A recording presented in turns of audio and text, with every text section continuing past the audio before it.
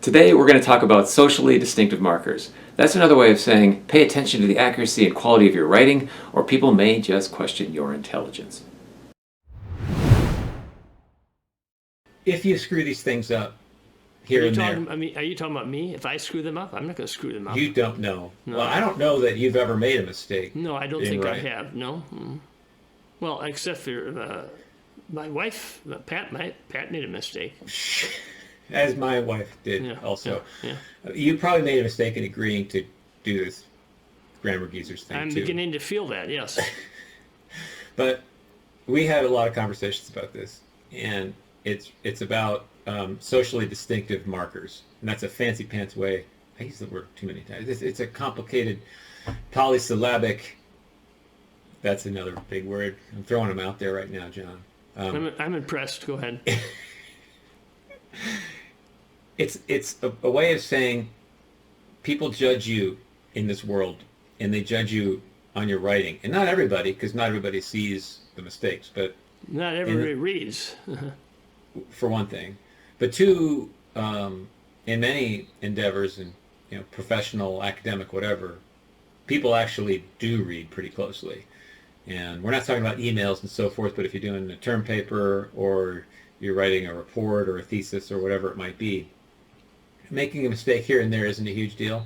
Doing a comma splice, that is using a comma to separate two sentences.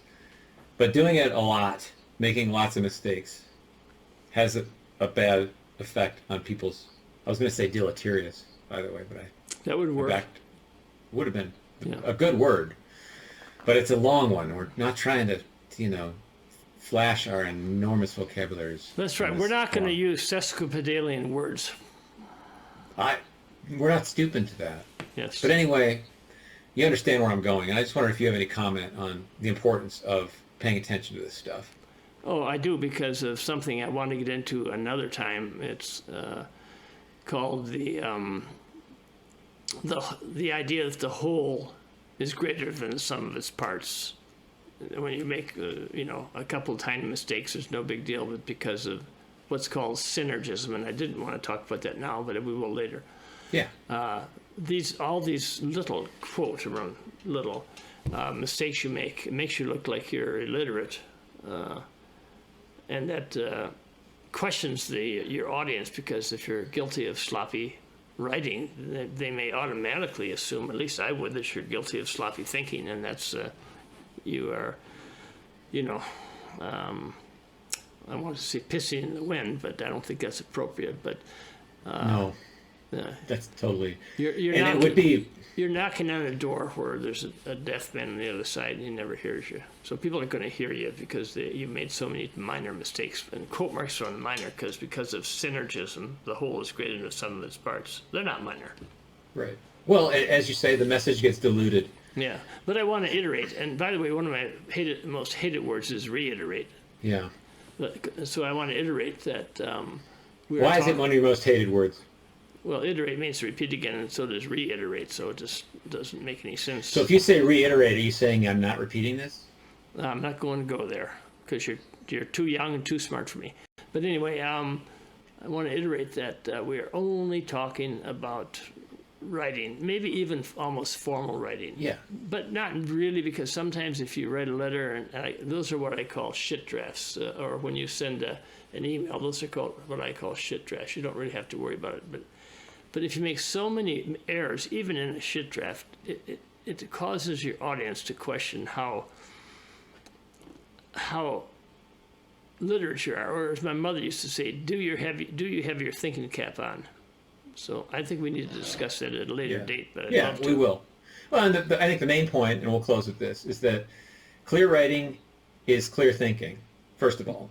Yeah. Second of all, if you don't write clearly, if you make silly mistakes habitually, then it reflects not only, it will dilute your message because people are distracted by the poor writing, people that probably matter, and two, it doesn't reflect well on your intelligence. And even though you've had, as a teacher, brilliant people, probably have gone on to be engineers, physicists, doctors, etc., who did not seem as smart probably through their writing as they are.